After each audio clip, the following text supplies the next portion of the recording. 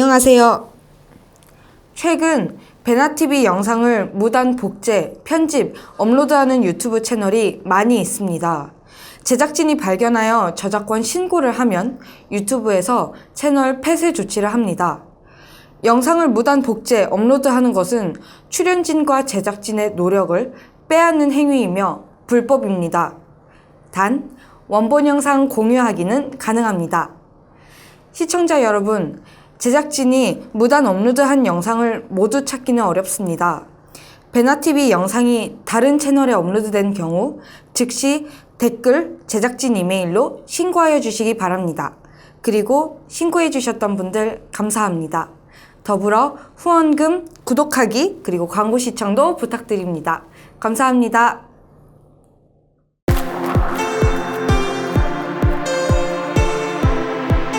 베나TV 시청자 여러분, 그리고 방청객 여러분, 안녕하십니까. 이충근의 국제정치 공개방송을 시작하겠습니다. 안녕하세요. 공개방송에 앞서서 몇 가지 광고 및 안내 말씀을 드리겠습니다. 최근에 저희 베나TV의 광고 수입이 현격하게 줄어들었습니다. 선정성, 폭력성이 있는 콘텐츠를 유튜브가 제대로 걸러내지 못한다는 이유로 유튜브 본사에 메이저 광고 회사들이 광고를 주지 않고 있습니다. 이 여파가 베나TV에까지 미치고 있습니다. 그동안은 후원금 반, 광고료 반 정도로 저희가 운영을 해왔습니다만 이와 같이 광고료 수입이 줄어드는 기간이 길어진다면 부득이하게 저희가 프로그램 수를 줄이거나 기타 다른 조치를 취할 수밖에 없을 것 같습니다.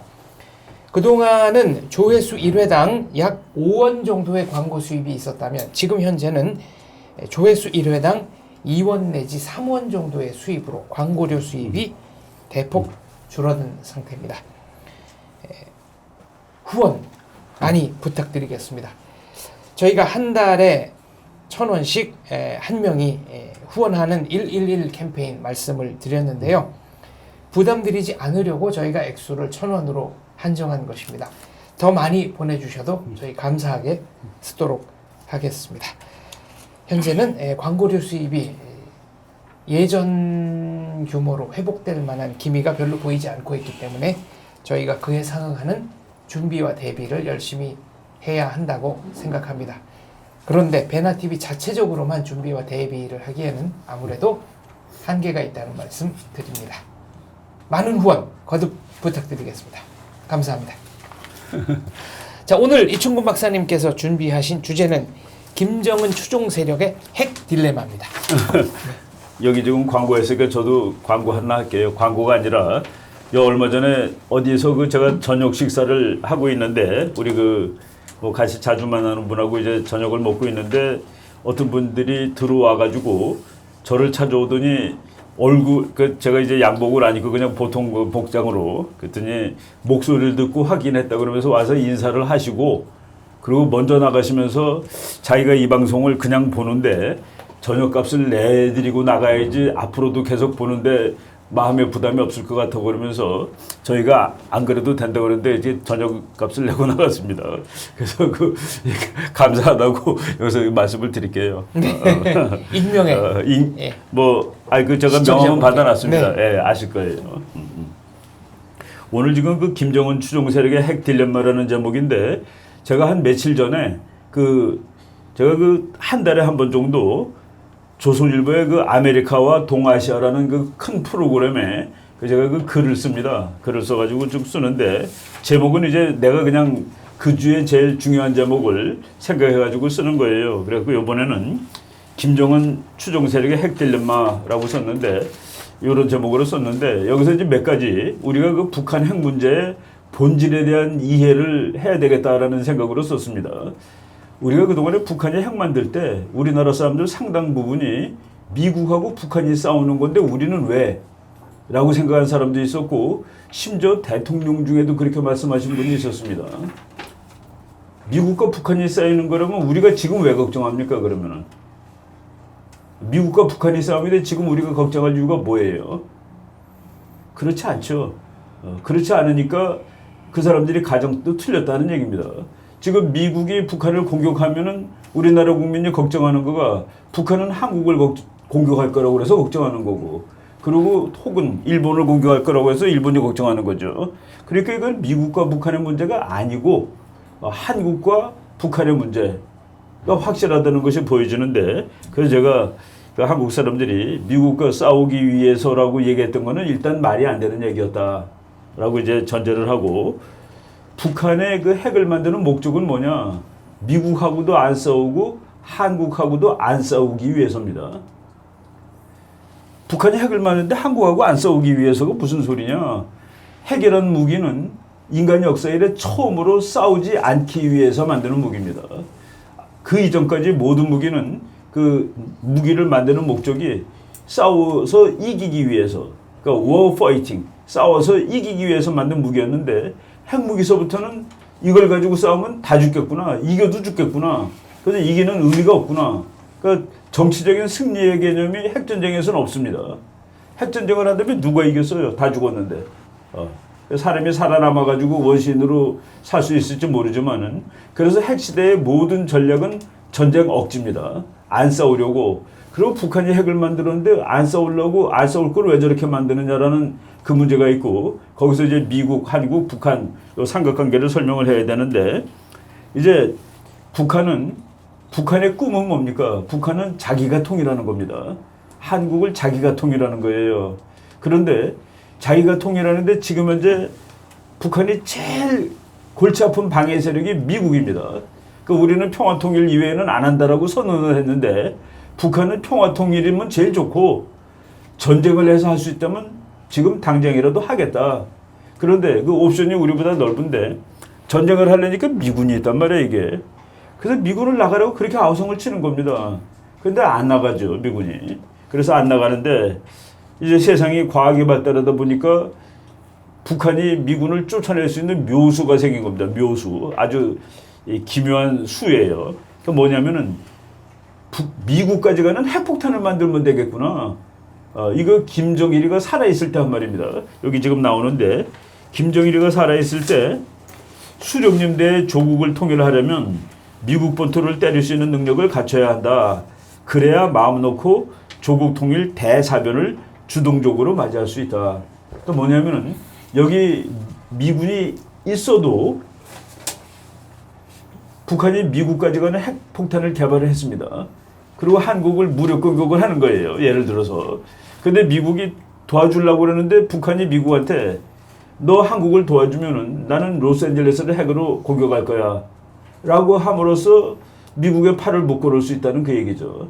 이거는 핵전략의 기본입니다. 미국하고 싸우지 않기 위해서 만든 겁니다. 그래서 북한이 미국 LA나 워싱턴을 맞출 수 있는 핵폭탄을 만드는 날, 북한은 미국과 싸우지 않은 채 한반도 문제를 해결할 수 있다는 그 얘기입니다.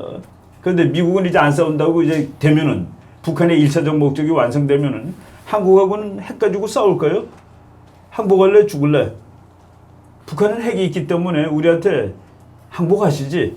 근데 우리는 북한이 핵을 완비한다면 싸움을 할 수가 없습니다. 다 죽으니까. 한스무겐수 교수가 이렇게 얘기를 했죠. 두 나라가 서로 다투고 있는데 한 나라가 핵을 만들고 한 나라는 핵이 없다. 핵이 없는 나라는 옵션이 두 가지밖에 안 남는다. 1. 싸우다가 죽는 거. 2. 미리 항복하는 거. 근데 북한은 핵이 있고 미국은 안 도와줄 것 같고 우리는 핵이 없고, 그럼 미리 항복하는 것이죠. 북한판 평화통일이죠. 그래서 북한이 핵을 만드는 이유는 평화적으로 모든 걸 해결하기 위해서, 미국하고 안 싸우고 한국하고도 안 싸우고 지가 통일하기 위해서. 그리고 그거는 핵전략의 기본 원리에 딱 100% 들어맞는 겁니다. 키신저 박사가 한 얘기, 어느 한 나라가 핵무장을 했을 경우 그 나라는 이웃 나라들과 그러니까 무언의 불가침 조약을 맺는 효과를 낼 수 있다. 그러니까 북한은 핵무기를 만들므로써 미국하고 불가침 조약을 맺고, 그리고 뭐 옆에 있는 큰 나라 일본하고도 불가침 조약 맺고, 한국한테는 항복해라고 할 수 있고. 그런데 여기서 이제 북한의 딜레마가 생깁니다. 미국까지 가는 미사일을 만들면 미국이 그래 이제 네가 만들었으니까 나는 한국을 못 도와주겠구나 라고 포기하는 게 아니라, 우리까지 오는 미사일이 있을 때 나는 너를 가만둘 수가 없어. 지금 요게 부딪히는 겁니다. 그게 김정은의 딜레마예요. 그런데 미국까지 가지 못하는 거는 북한이 그러니까 한국만 공격할 수 있는 건 아무 짝에도 쓸 수 없습니다. 왜냐하면은 동맹국인 미국이 북한이 한국을 공격하면은 마음 놓고 두드리고 왜? 미국 본토 안 맞으니까. 그래서 북한에게 한국만 오는 거, 일본만 가는 건 아무런 쓸모가 없어요. 미국까지 가야 되는데 미국까지 가는 걸 만들다 보니까 미국이 이건 안 돼. 미국이 이건 안 돼. 우리나라까지 오는 건 안 돼. 그런데 지금 이제 미국 사람들 트럼프 대통령이 하는 말 이런 거가 지금 트럼프 대통령 재임 기간 동안에 미국은 북한 핵 공격을 막을 수 있는 나라로 바뀔 것이다. 가만 놔두면. 오바마까지는 아직 아니에요. 근데 트럼프 대통령이 가만히 있으면은 트럼프 재임 기간 중에 북한의 미사일이 로스앤젤레스, 시애틀 뭐 더 속으로도 더 갈 수 있어요. 그러면 트럼프 대통령은 북한을 공격할 것인가 하는 문제가 남습니다. 그렇죠. 이제 그러니까 그러면 공격할 것인가 아닌가 모르는데 트럼프 대통령은 북한이 핵을 만드는 것은 미국까지 오는 것을 허락할 수 없다. 이게 그 사람의 바텀 라인입니다. 북한이 나를 공격할 수 있는 핵폭탄 만드는 건 이건 죽어도 안 돼. 그런데 그것을 공격해서 안 되게 할지 팔을 비틀어서 안 되게 할지 뭐 찍어 눌러서 안 되게 할지는 그거는 뭐 상황에 따라 달라지는 것이죠. 그런데 죽어도 거기까지 가지 못하게 할 거다. 근데 그 마이클 헤이든이라는 지난번 미국 CIA 국장이 그렇게 노골적으로 얘기했습니다. 트럼프 대통령 임기 중에 이제 지금 그 발전 속도로 그냥 봤을 때 트럼프 대통령이 앞으로 이제 4년 하지 않겠습니까? 트럼프 대통령 1기 임기 중에 북한 핵 미사일은 미국에 도달할 수 있는 상황이 될 것이다. 그때는 이제 모든 게임의 룰이 달라집니다. 미국이 방치해서 거기까지 가게 되면은. 근데 미국은 그것을 방치할 수 없다죠. 아마 그거는 트럼프가 아니라 클린턴이라도 방치 못할 겁니다. 오바마라도 방치 못할 거예요. 미국 대통령이 자기 땅에 오는 것까지 그렇지 않죠. 이게 이제 우리가 트럼프라는 사람이 독특하다가 아니라 한번 생각을 해보세요. 2001년 9월 11일 날 미국 대통령이 부시가 아니라 클린턴이었으면 테러 전쟁을 안 했을까? 아닙니다. 나는 했다고 봅니다. 그날 아니 그런 상황 미국 빌딩이 부서져가지고 몇천 그렇죠. 명이 죽었는데 그때 부시가 대통령이었어요. 그런데 다른 사람이라도 부시처럼 하지 않을 대통령이 있었겠는가를 잘 생각해 보시라고. 미국 대통령 중에. 미국 역사상 가장 많은 민간인이 사망한 그렇죠. 날입니다. 그렇죠. 미국 그래서, 본토 안에서. 그렇죠. 그 지금 이게 그 김정은의 딜레마가 되는 거고. 그리고 우리는 뭐냐면은 북한하고 미국이 서로 다투기 위해서 만드는 건데 그래서 뭐 북한의 입장을 뭐 이해한다라고 얘기한 사람도 있고 뭐 엘리트들 중에서도 그렇다라고 얘기한 사람이 많은데 그러면 오늘 북한하고 미국과의 관계는 둘 다 이해해줘야 된다는 말을 논리적으로는 해야 되는 건데 둘이 싸움이니까 할 수 있느냐는 그 얘기죠. 한꺼번에 안고 설 수는 없습니다. 그렇죠. 그렇죠. 지금 그거예요. 그러니까 우리가 이제 이 국제 정책이 상당히 역설적인 상황인데 아무리 나쁜 평화라도 전쟁보다는 낫다. 그러면 일제시대도 전쟁보다는 난 거예요. 이완용이 전쟁 안 하고 나라 넘겼단 말이지. 그렇죠? 이완용이 분명히 전쟁 안 하고 나라 넘겼습니다. 그 논리대로라면은 전쟁을 막은 영웅이죠. 뭐 영웅까지는 몰라도 그래도 전쟁은 피한 사람이 되겠죠. 네, 그 논리대로라면. 그래서 그거는 평화가 뭐냐? 평화란 게 뭐냐? 이거를 잘 생각해 봐야 되는 거죠. 지금 우리가 이거 이렇게 말하면 너무 좀 황당하지만은 북한하고 평화 이룩할 수 있는 방법이 있어요. 그러니까 우리가 그 북한한테 꾸르면 됩니다. 그럼 평화 오지 않겠어요? 전쟁은 절대로 안 납니다. 근데 그건 아니죠. 그런 데서는 우리가 못 사니까. 김정은 밑에서는 살 수 없으니까. 그리고 이거는 전쟁이라는 데서 막아야 되는 거다라고 생각하는 사람들이 나는 압도적으로도 많다고 봅니다. 근데 그거는 안 된다. 아무리 나쁜 전쟁이라도 평화보다는 못하다. 평화가 끓는 것도 평화냐? 무릎 꿇고 사는 것도 평화냐? 국가가. 그거 잘 생각해 보세요. 그래서 그 전쟁은 역설입니다. 역설이죠. 그래서 그런 평화는 안 하려고 국가들이 군대를 가지고 있는 것이죠. 마지막 경우에 싸우겠다고. 최근에 트럼프가 한 의미심장한 말 가운데 프리엠션이라는 단어가 있습니다. 네. 한국 언론이 네. 이 단어의 진정한 의미를 제대로 새기고 있지 않다는 제가 주장이 이제 있습니다. 제가 우리 그 신문 뉴스를 보면서 아 이거 그 프리엠션이라는 뜻을 잘 모르고 쓰는구나라는데 프리엠션은 디클레어 하지 않습니다. 선제 공격을 하겠다고 선언하는 거가 아니다는 겁니다. 이 세상에 선언하면은 이미 프리엠션, 선제 공격은 안 돼요. 그래서 선제 공격은 하고 난 다음에 했다라고 발표하는 겁니다. 그렇죠? 그러니까 논리적으로 선제 공격을 선언하면은 우리 장교님도 계시지만 아니 세상에 선제 공격도 선언하고 그래서 많은 사람들이 그래요. 아 여기는 그 미국 사람들도 많이 사는데 그 사람들 피난 가라고 그러지 않은 거 보니까 소개 작전 그런 거 안 하는 거 네. 보니까 미국이 공격하지 않을 거다. 아 그거 가르쳐 주는 거가 되는데 그래서 그거는 이제 이 프리엠션 먼저 공격하는 거 선제 타격이라고 그러죠. 그건 전쟁이라는 프리벤티브 워라는 말이 있어요. 그 정책 개념에 프리벤티브 워라는 단어는 이제 전쟁을 미리 하는 겁니다. 근데 그거는 지금 내일 모레 뭐 한 달 후에 위기는 아니야. 이거 가만 놔두면 3년 후에 큰일 나겠구나 해서 싸우는 게 프리벤티브 워예요. 그래서 프리벤티브 워는 그 전쟁 공부하는 그 철학자들이 정의로운 전쟁에서 그건 뺍니다. 왜? 당장의 위험이 아니니까. 그런데 프리엠션은 정의로운 전쟁에 포함이 됩니다. 이거는 너무 위험이 눈에 다가온 거예요.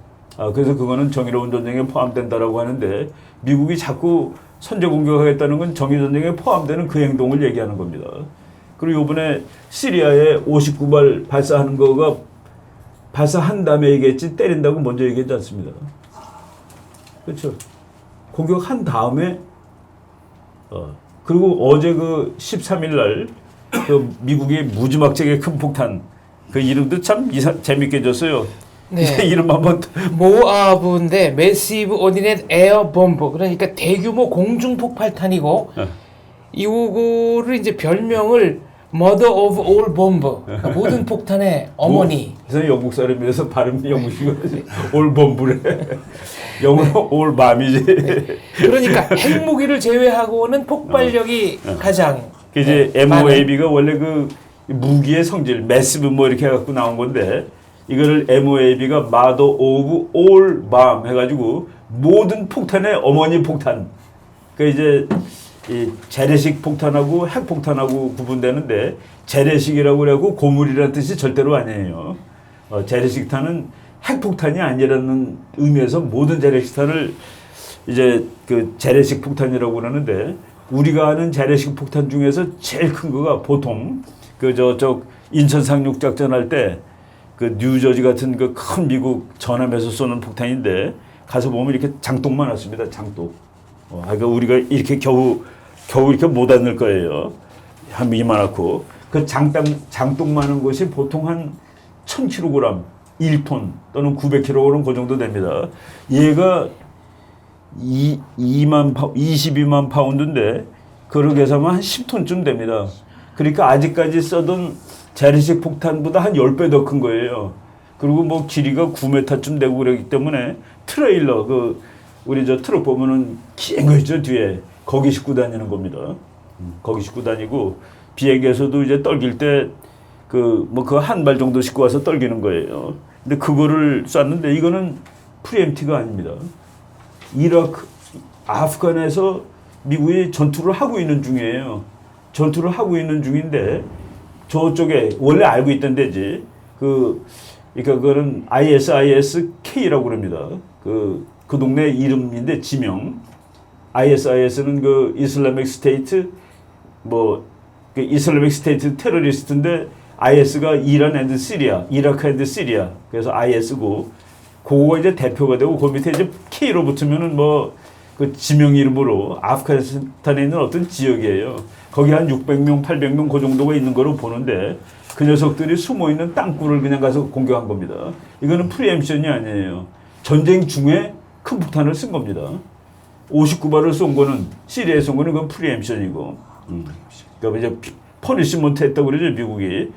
그렇지만은 미국이 때릴 거를 생각도 안 하고 있는데 그냥 가서 다음번 행동을 하면 넌 이제 큰일 난다는 거를 보여준 거고.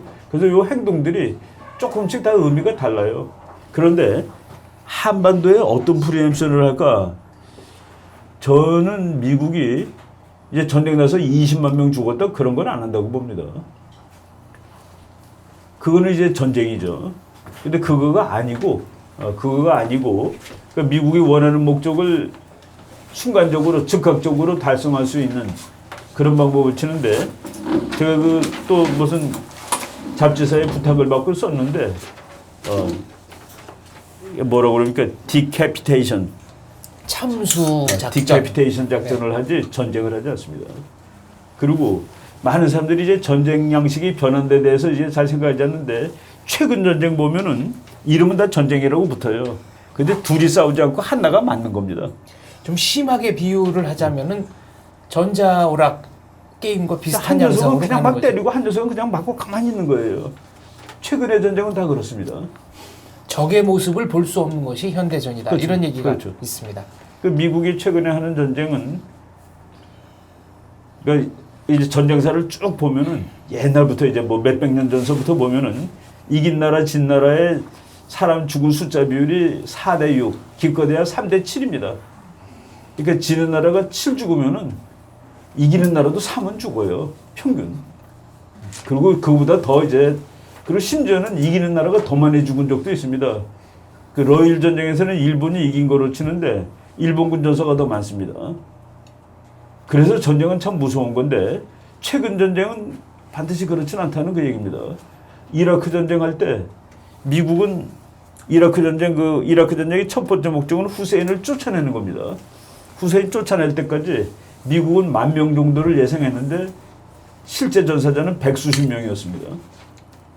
그리고 한쪽은 10만 명이고, 그러니까 10만 명하고 100몇 명이면은 몇 대 1이에요 이게. 1000대 1쯤 되는 그렇죠. 건가요? 요새 전쟁은 옛날하고 다릅니다. 아, 10만 네, 1000대 1 정도. 거의 1000대 1이죠. 수백 명 단위하고, 그 이후에 평정작전 때문에 이제 미군들이 지금 다 해서 한 수천 명 전사냈습니다. 그 2001년 이후에 한 5, 6천 명 넘었죠. 그런데 그거는 뭐 이렇게 말하면 참, 야, 쟤는 뭐 전쟁을 저렇게 얘기하나라고 혹시 얘기할 수 있는 사람이 있을지 모르겠지만은 평시 미군 사망률하고 같습니다. 미국이 지금 몇 개 전쟁을 하는데 평시에도 그만큼은 사고도 나고 뭐 이렇게 안전사고 나고 그러지 않겠습니까? 총기 사고도 나고. 그래서 그 아프가니스탄 이라크 전쟁은 2개를 치르는 도중에 전사자가 내려갔을 때는 전쟁 안 할 때와 거의 같은 병력 손실률을 보였습니다. 잔류 수준 이하다 이런 그렇죠. 그러니까 평시에도 그 정도 병사들이 사고라든가 뭐 이런 거로 전사를 하죠. 뭐 심장마비로 죽는 사람도 사실 있고, 얼마 전에 그 로널드 레이건이라는 미국 그 항공모함에서 한 사람이 죽었다고 뉴스가 나오더라고요. 그건 뭐 이제 그냥 거기서 자기 뭐 갑자기 심장이 뭐 멈춘다 그러면 죽는 거 아니겠습니까? 그래서 뭐 물론 이제 인명이 다 한 사람이라도 다 소중하지만은 미국 같은 나라, 그리고 미국뿐만 아니라 세계 대부분의 나라가 어떤 그 국가의 목적을 위해서 한두 명의 목숨 이거랑 이렇게 뭐 덜덜 떨면서 못하고 그러진 않았다가 인간의 역사입니다. 전쟁의 역사고. 미중 관계에 대해서 몇 가지 복합적인 질문을 좀 드려보겠습니다. 네네. 지난 4월 2일 영국 파이낸셜 타임즈와 인터뷰를 하면서 트럼프는 중국에 대해서 요청인지 협박인지 불분명한 말을 했습니다. 중국의 협력을 요구하고 여의치 않을 경우 미국 혼자서 북핵 문제를 해결하겠다. 그리고 미국의 능력은 완벽하다. 이렇게 얘기를 했고요. 지난 9일에는 해리 해리스 미 태평양 사령부 사령관이 호주의 항구를 방문하기 위해 남쪽으로 향하던 핵항모 칼빈슨호의 항로를 한반도로 돌리라고 명령을 했는데 언론 보도에 따르면 시진핑 트럼프 전화 통화에서 시진핑 중국 주석이 실제로 중국이 북한을 향해서 행사할 수 있는 압력 수단이 그렇게 여의치 않다라고 얘기하니까 전화 끊고 나서 바로 트럼프 대통령이 그러면 핵항모 돌려라라고 명령을 했다는 설이 언론에 보도가 됐습니다. 중국이 최근에 평양으로 향하는 자국 비행기의 정기 노선을 취소하는 정도로 성의는 보였습니다만 이것이 여의치 않다고 생각했는지 오늘 워싱턴 포스트에는 북한의 인공위성이 사실은 모두 중국산 부품으로 만든 것이다라는 보도가 나왔습니다. 예, 맞아요. 이 모든 일들이 지금 하나로 다 이어지는 겁니까? 예, 저는 그 북한이 장거리 미사일을 마지막으로 쏜 작년입니다. 작년. 장거리 미사일은 이제 그냥 뭐 차에서 끌고 다니는 게 아니라 그거는 발사대에서 쏘는 거예요. 그 여러분 우리 사진 다 봤습니다. 이렇게 발사대에다가 미사일을 이렇게 갖다 세우면은 북한은 그것을 은하 메토 해가지고 마치 그 인공위성 자연과학 발전을 위해서 인공위성을 쏜다라고 얘기하는데 그거하고 장거리 미사일하고는 원리가 똑같습니다. 장거리 미사일은 일단 우주로 나갔다가 들어오기 때문에 그런데 북한이 장거리 미사일은 트럼프 대통령 된다면 한 방도 안 썼습니다. 트럼프 대통령이 된 다음에 작년 12월 1일 그 워싱턴에서 그 세미나 중에 그 우리나라에 와 있던 예비역 대장 그 월터 샤프 대장이 북한이 바로 이 우주선이죠. 북한 말로 우주선 발사대에다가 미사일을 거치하면은 미국은 공격해야 된다라고 얘기를 했습니다. 그게 이제 보이지 않는 빨간 줄을 긋는 거예요. 요게 우리가 너를 용서하지 않는 선이 여기야 하고 이제 금을 거줬는데 북한은 거기에 해당되는 거는 한 번도 안 썼습니다. 그런데 바로 14일이니까 미국 시간으로 오늘 신문입니다. 제가 인터넷판으로 이제 보는데 워싱턴 포스트에 북한이 쏜 장거리 미사일, 그러니까 북극성 3호 또는 뭐 은하 뭐 이렇게 얘기하는데 그 부품의 상당 부분은 중국이 그래서 김정은의 로켓은 부스트 쏴주는 것이 중국이다라는 그런 문자의 기사가 떴습니다. 그러니까 지금 미국이 중국한테 도와줄 거야 안 도와줄 거야 막 강요하고 있는 상황이고 우리가 도와줄 부분이 한도가 돼 있다라는 상황인데 작년 2월 2월 7일 날 발사했습니다. 작년 2월 7일. 작년 2006년 2월 7일은 이제 김정일이 생일이 2월 12일이에요. 그것을 기념해서 쓴 폭죽이나 마찬가지죠. 그때 발사했는데 그거를 북한이 발사하면은 이제 장거리 미사일은 북한이 항상 필리핀 쪽으로 발사를 합니다. 그래갖고 서해바다로 이렇게 날아가지고 저쪽 필리핀 앞바다로 가는데 그러면 이제 장거리 미사일은 이 1단계, 2단계가 분리돼서 떨어지잖아요. 1단계가 보통 그 지난번 요쯤에서 떨어집니다. 여기 그 군산 앞바다쯤. 그래서 그거 쏠 때는 그 미국 군함, 한국 군함이 전부 모여가지고 1단계가 떨어지는 것을 가서 주술라고. 근데 북한은 다른 나라와 달리 그 떨어뜨리는 걸 자폭시킵니다. 자폭. 그러니까 이제 미국 거가 우주로 올라가는 건 그냥 떨어지는 거예요. 통째로.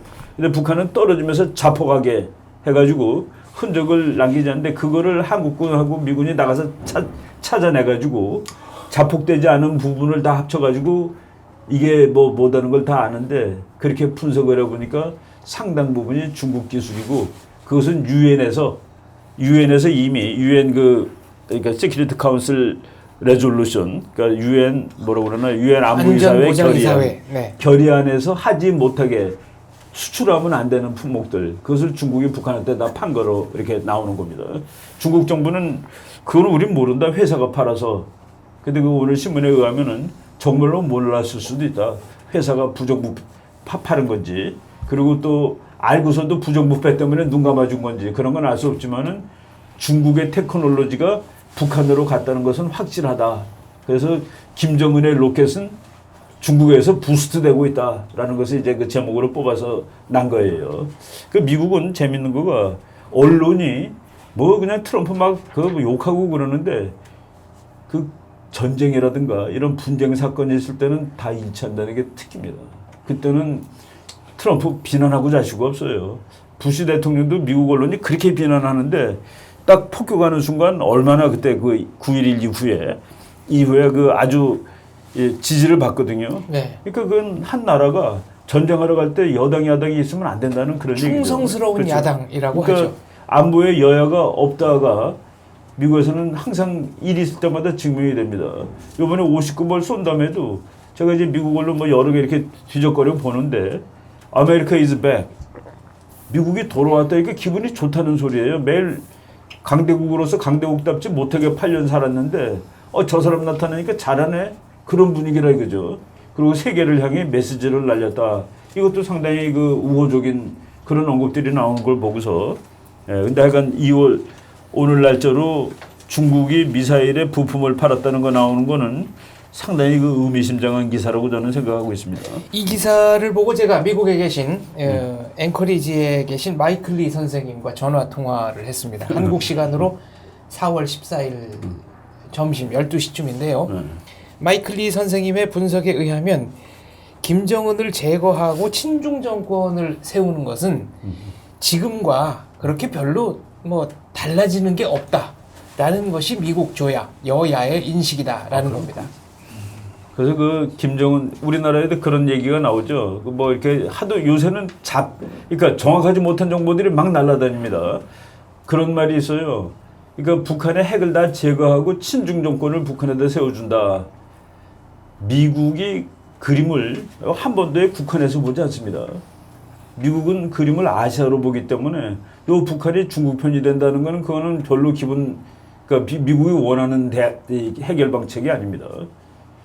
미국은 심지어 6.25 때 1950년에 그 전쟁 3년 하고서 그리고 한미방위조약을 체결할 때 그 한미방위조약이 적용되는 범위가 우리나라는 한반도가 되길 원했는데 지금도 그렇죠. 한국 사람들이 야 한미동맹이지만은 왜 자꾸 중국 문제에 우리를 끌고 들어가? 북한 문제만 좀 미국이 집중을 해줘.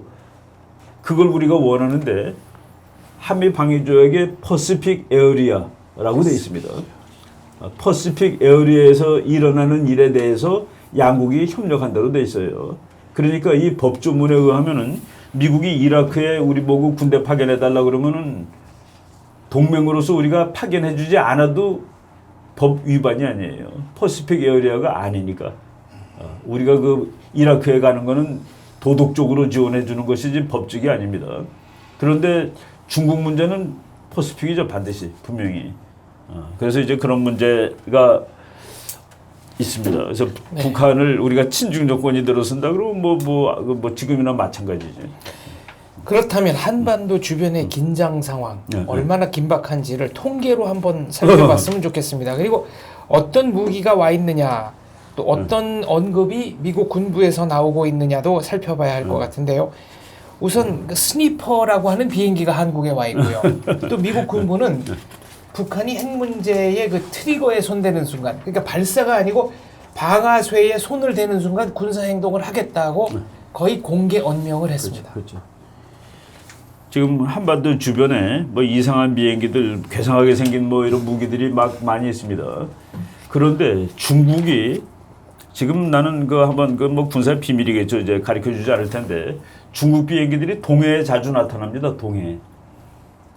어디로 해서 날아갈까? 우리 하늘을 날아갈까 설마? 그렇지 않으면 중국이 거기는 한국 땅이니까 저 밑으로 돌아가지고 남해 바다로 돌아서 쓰시마 해협으로 해가지고 이렇게 동해로 날아갈까? 배가 가듯이. 그건 잘 모르겠는데 일본 이 방위성에서 며칠 전에 데이터 발표했는데 어느 나라든지 그거는 원칙으로 하는 겁니다. 외국의 비행기가 자기의 이 항공 영역을 이제 우리나라도 발표를 했죠. 항공 식별구역에서 중국, 한국, 일본 다 거놓고 있습니다. 그리고 서로 막 겹쳐요. 그런데 거기에 그러니까 다른 나라의 비행기가 날아갈 때 뭐 소련 비행기, 그러니까 러시아 비행기, 중국 비행기가 올 때 일본 비행기는 반드시 뜹니다. 그걸 이제 스크램블링이라고 그러죠. 스크램블링 하는 숫자가 이제 일본은 매년 4월 달부터 그 다음에 3월 달까지 해갖고 그 회계 연도로 치는데 그 항공자위대가 2016년 4월부터 2017년 3월까지 1168회 출격했다. 그러니까 하루에 보통 3번씩 외국 비행기가 일본의 항공 영역으로 날랐다. 그래서 일본은 그걸 쫓아내기 위해서 일본 비행기가 뜨는 겁니다. 그런데 일본이 그 일을 1958년부터 합니다. 58년부터 한다는 건 미국이 너도 좀 기여를 해라. 그때 이제 소련 비행기들이 계속 태평양으로 나오는데 그거 할 때마다 일본 비행기가 가서 따라가는 거예요. 소련 비행기 뜨면은 따라가서 옆에서 그러니까 뭐라 그럴까요? 에스코트 해주는 건 아니고 너 이상하게 날면 내가 쏜다 하고 협박하는 거죠. 경고 비행이죠. 경고 비행하는 거죠. 한국 비행기가 소련 비행기를 따라다녔습니다. 네, 냉전 초기의 비행. 네. 한국 공군기가 소련 비행기 오면 같이 옆에 가서 붙어서 같이 나는 거예요. 그러니까 예를 들어 소련 비행기가 한국 태백산맥 쪽으로 틀면은 그대로 가서 막는 거지. 그 이제 우리 하늘에서 일어나는 일이니까 그냥 세상은 조용하다는데 조용한 세상이 아닙니다. 그런데 2012년에 중국 비행기가 그 일본 공격을 306회, 그러니까 이제 그보다 더 많은지 모르는데 일본 전투기가 뜬 것이 306회예요. 2014년에는 464회, 2015년에는 571회, 2016년에는 851회. 그러니까 늘어나는 거가 쭉쭉쭉쭉 늘어나죠. 그러니까 하늘이 시끄러운 겁니다. 양국의 공군기가.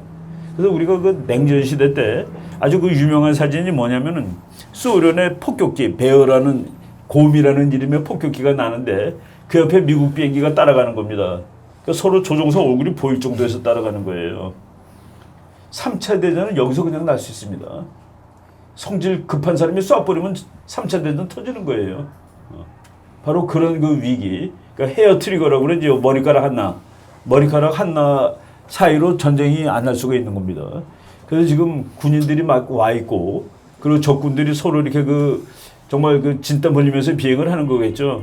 근데 지금 이 통계를 보고서 야, 이거 진짜 그 일본 매년 나오는 그 방위백서에는 그 그림이 나옵니다.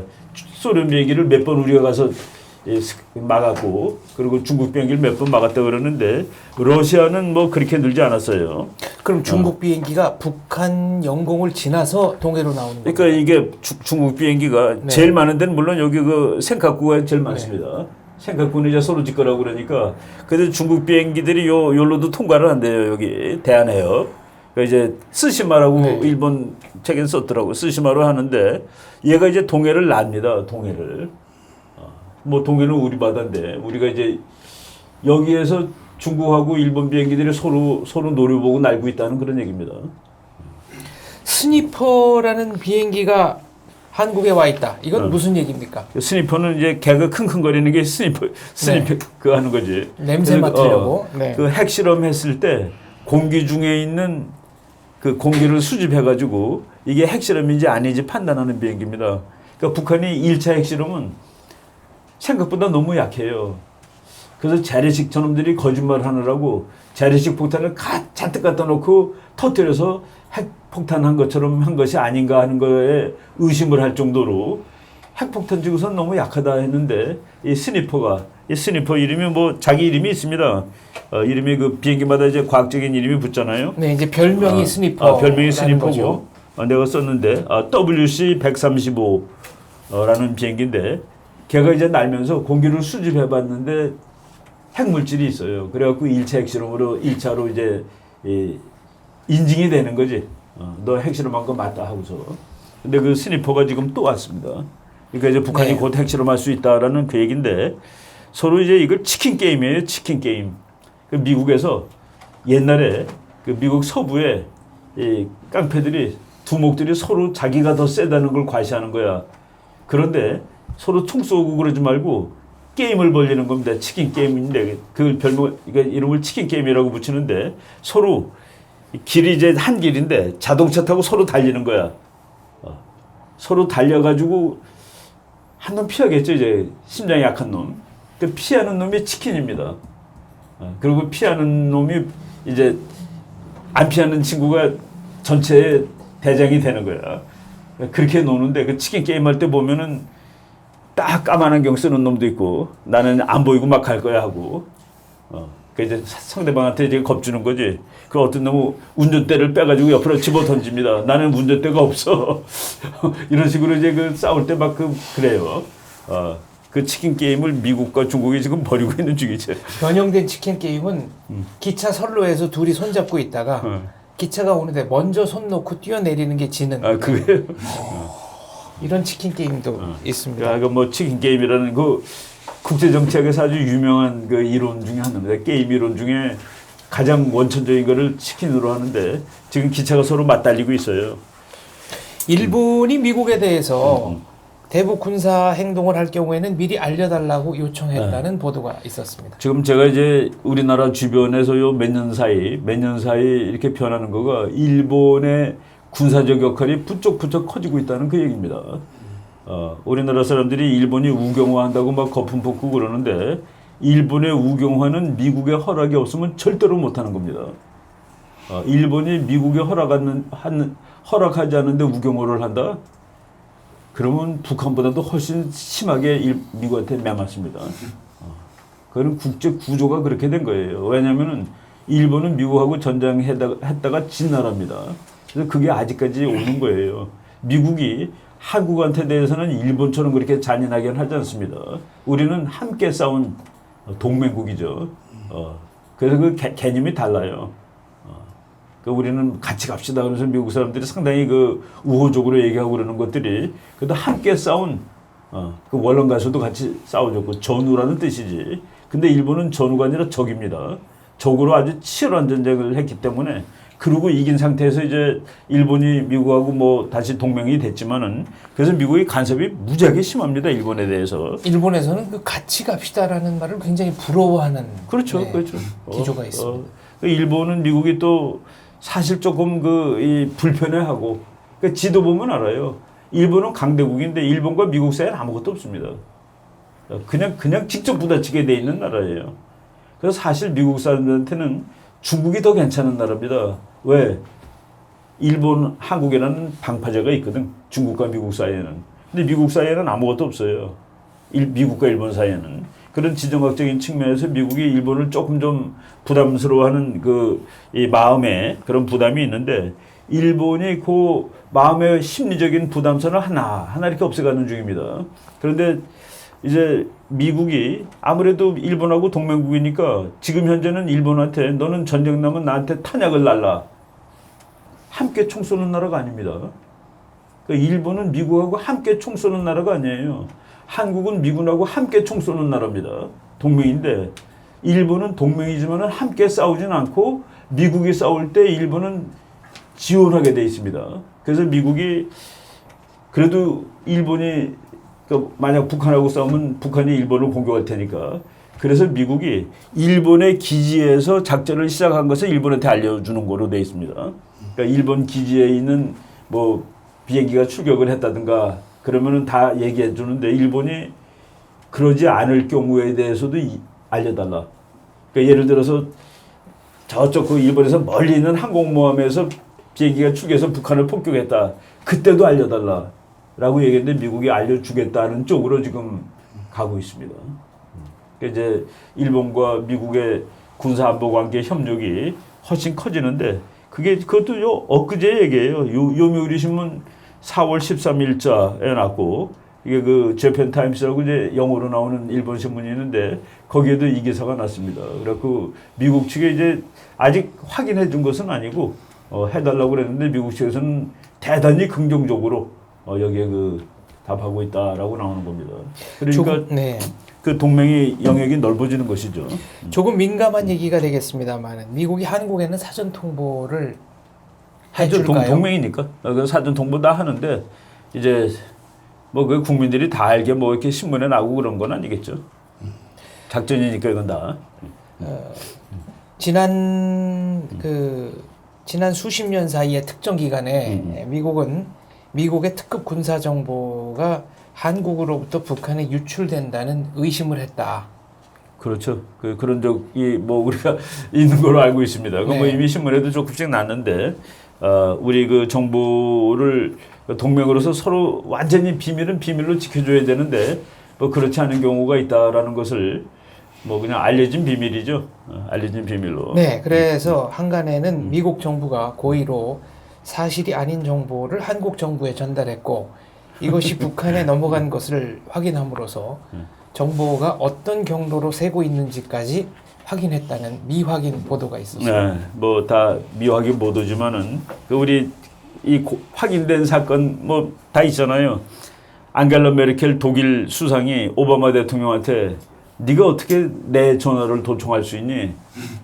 같은 동맹국끼리. 미국이 일단 사과를 했습니다. 나중에 미국 정보국이 독일이 미국 거 도청한다는 걸 사실 알고서 너도 하잖아 라고 얘기한 겁니다. 그런 거 원래 그렇게 다 하는 거예요. 그렇죠? 네. 국제 정치가 이렇게 아름다운 곳의 이야기는 아닙니다. 미국 정부가 북한의 핵실험을 한 다음에 폭격을 하는 것이 아니고 트리거, 네. 방아쇠에 손대는 순간 군사행동하겠다. 사실상 그렇게밖에 요번에 해석할 수 없는 그렇게 얘기했고 그런 발언이 나왔습니다. 그 발언을 직접 3년 전에 한 적도 있습니다.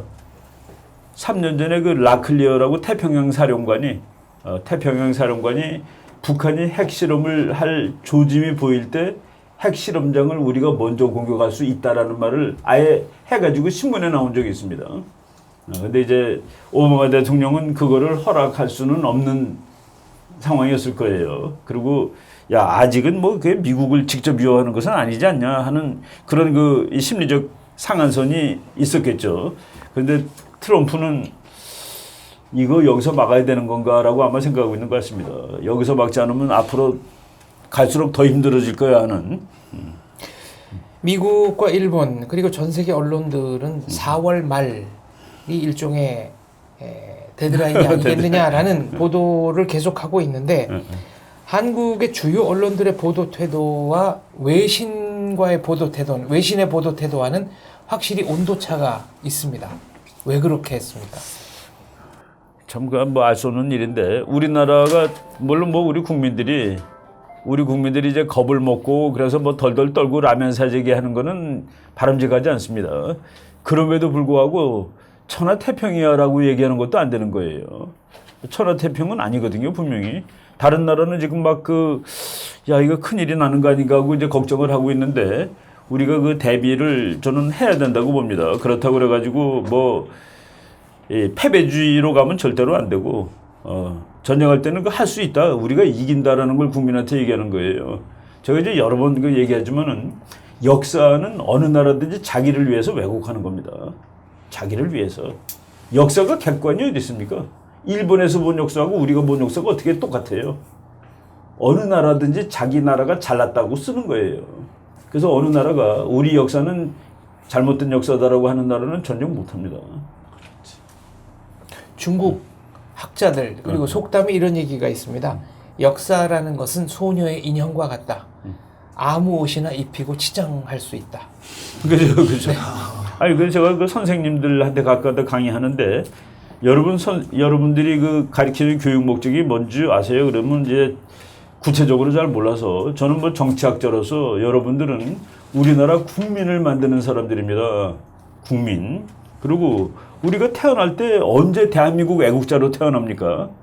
학교를 다니면서 배워서 애국자가 되는 것이지. 그렇죠? 그 학교 교육은 국민을 만드는 교육입니다. 그 나라를 사랑하고 나라를 지키기 위해서 노력할 수 있는 그런 사람을 만드는 건데 그러기 위해서는 우리 역사를 잘 가르쳐야 되죠. 이거 꼭 지킬 값어치가 있는 역사라고 가르쳐야 되는데 그런데 이거는 지킬 값어치가 없는 역사라고 가르치면 누가 젊은 친구들이 나가서 전쟁하겠어요. 근데 이 세상에 이 나라 역사는 지킬 값어치가 없어라고 가르치는 나라도 얼마나 많은가요? 한번 잘 생각해 보자고요.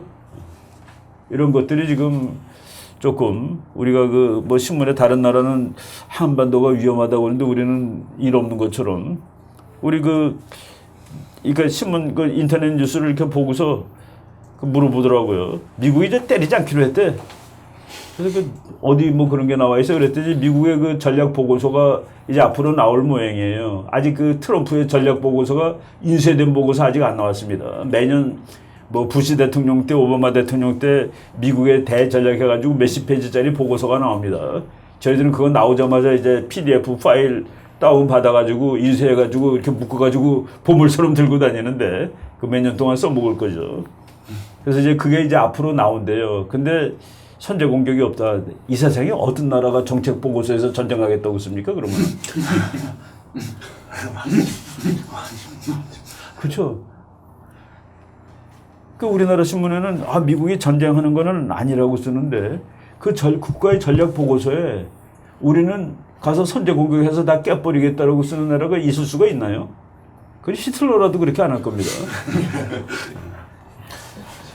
모든 해석은 자의적일 수밖에 없다라는 말이 있기는 합니다만 과연 대한민국이 구한말의 역사로부터 어떤 교훈을 얻었는지는 조금 의심스럽습니다. 그런 점에서 안타까움이 많습니다. 10분 동안 질문 받겠습니다. 질문하실 분들은 네, 궁금한 게 많죠. 네 권동환 선생님부터. 먼저 이제 북한을 우리가 주도적으로 타격할 경우에 뭐 변수가 첫 번째 질문 사항이고, 만약에 중국이 동해안으로 진출할 경우, 예를 들어 원산이나 조가할 경우 우리의 뭐 대응책이나 뭐 그런 비전, 아니면 미중 사이에 뭐 백딜 같은 게 혹시 있는지 거기에 대해서 뭐 그 어려운 문제인데, 중국이 뭐 동해바다로 나오고 그런 일을 일본이나 미국이 허락을 못 하겠죠. 그거는 안 됩니다.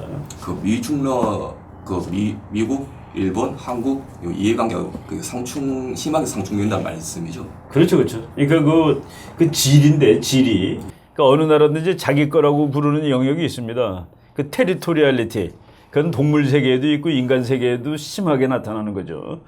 그 여기까지는 내 거야라는, 거기에 그게 이제 큐바 사건 때 그 보이는 겁니다. 큐바에 소련배가 드나들다니, 이건 미국이 도무지 3차 대전이라도 해야 되는 거죠. 케네디가 그렇게 얘기했대요. 소련배가 들어온 걸 가서 막아. 안 막으면 격침시켜. 그러면 3차 대전 날 확률을 케네디 생각으로는 3분의 1이었답니다. 그런데 그 3차 대전의 계산이 하루 만에 1억 죽는 거. 근데 그걸 해요. 하루 만에 1억 죽는 거가 3차 대전인데, 소련 사람 1억 죽고 미국 사람 1억 죽는 건데, 큐바에 핵 미사일이 와 있는 거를 미국이 발견하고 봉쇄를 내리고 더 이상 오는 거는 다 격침시키겠다 했는데 소련 배가 떠난 겁니다. 근데 미국 배가 검문하다가 미사일 발견하면 뺐겠죠. 돌아가라고. 그런 충돌이 났을 때 격침시키면은 케네디 자기 판단으로 핵전쟁 날 3차 대전 날 확률 3분의 1, 그리고 그 사람이 의미하는 3차 대전은 1억 죽는 거 하루 만에. 네, 김재성님. 예, 자, 간단하게 주겠습니다. 이거 북한 망명정부 수립 움직임이 있는 것 같은데, 북한 망명정부가 만약에 수립이 되면 어떤 실효성이 있을 거며, 이제 뭐 그 장박사가 대답해야 되겠다 그거. 그 북한 온 사람들하고 얘기도 많이 박사님이 하니까. 미국 통이시니까 한일 간의 대미 로비 능력이 하늘과 땅 차이인데, 과연 얼만큼 이렇게 차이가 나길래 그런 말들이 나오는지. 네, 그러면 뒷거 먼저 대답하고 예. 앞 대답은 우리 장 박사가 하시죠. 예. 미국에 있는 학자들 중에서 이제 대학에서 한국에 관해서 연구해서 박사 받고 그런 사람들이 있습니다. 근데 그런 사람들 우리가 잘 길러가지고 이제 우리 편을 만들어야 돼요. 그게 이제 로비하는 건데, 최근에 들은 얘기로는 한국을 공부하는 사람들이 이제 아시아 공부하는 사람들이 주로 한문, 중국말, 일본말 이런 걸 같이 공부를 합니다. 이 사람들이 대부분 일본 전문가로 돌아섰어요. 그러니까 그거 할 수 있는 사람은 일본이 가가지고, 그러니까 세미나도 시켜주고, 일본에 불러다가 뭐 강의도 시켜주고, 뭐 비행기 표도 대주고, 그러니까 이 사람들이, 근데 한국은 그걸 잘 못하는 거야, 상대적으로.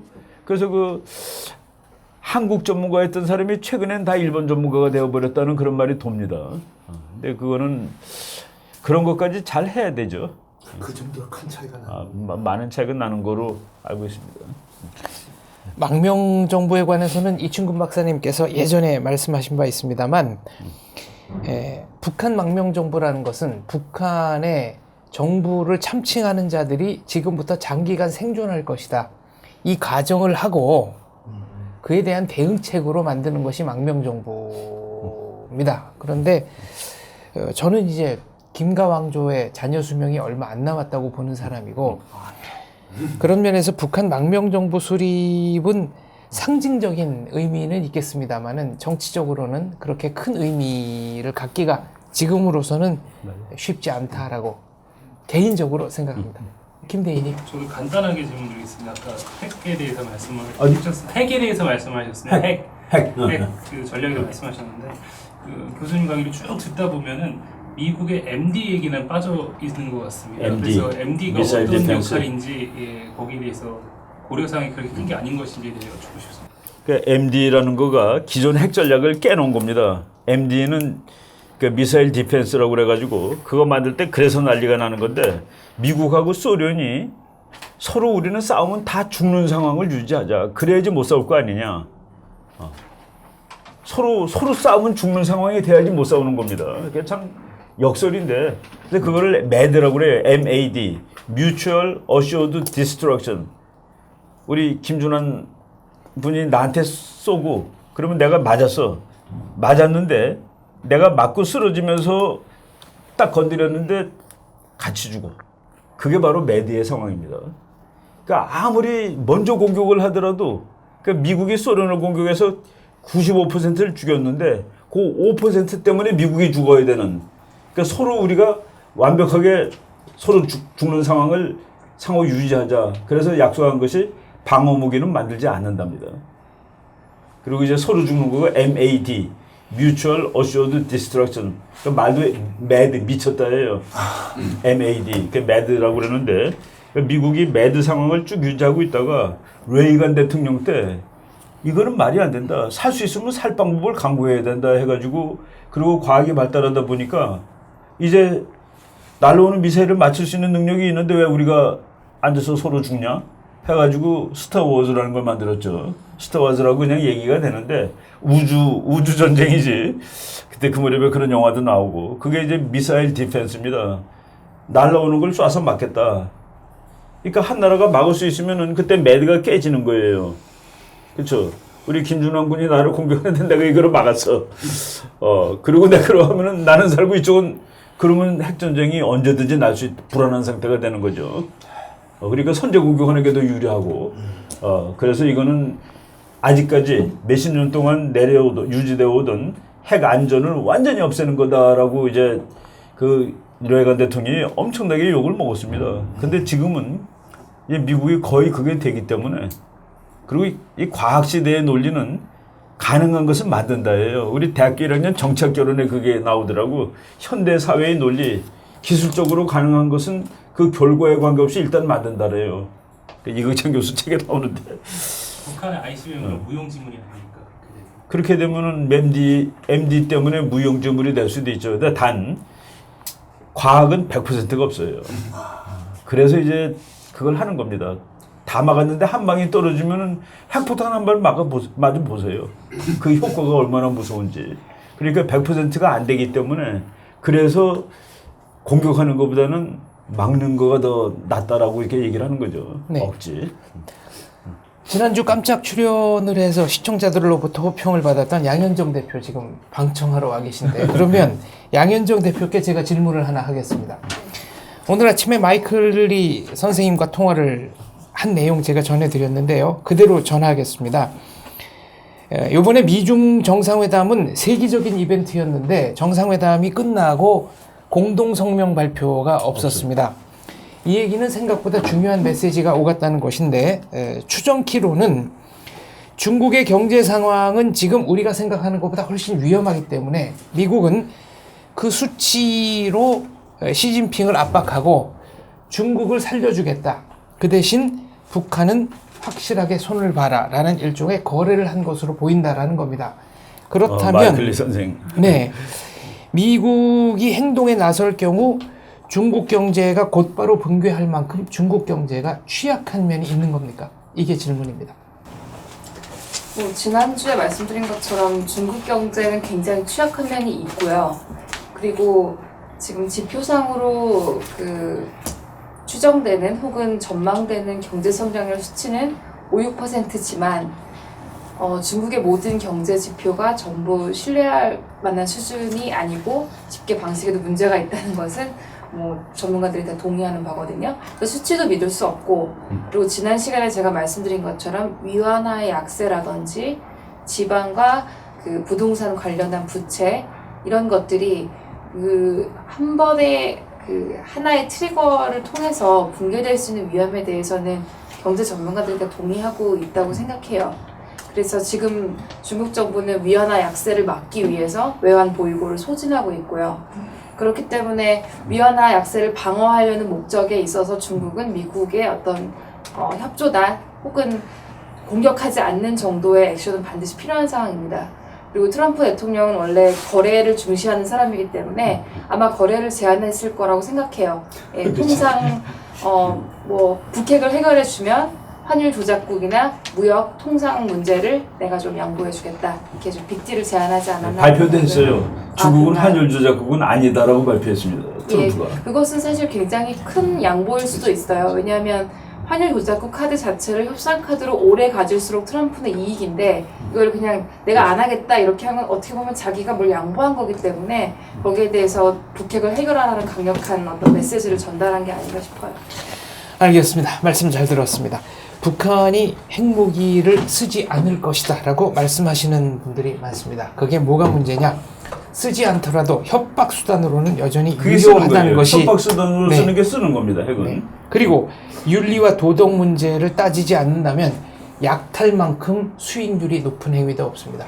북한의 근본적인 목표는 대한민국을 약탈. 끊임없이 약탈하는 것입니다.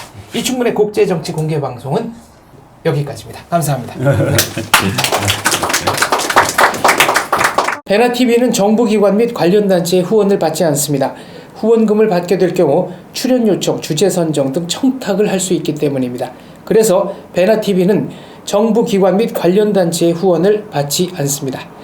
베나TV가 지속적으로 프로그램을 만들 수 있도록 시청자 여러분께 부탁 말씀 올립니다. 시청자 한 분이 한 달에 1,000원씩 후원해 주시는 111 캠페인 많이 도와주시기 바랍니다. 그리고 후원해 주시는 여러분들 감사합니다.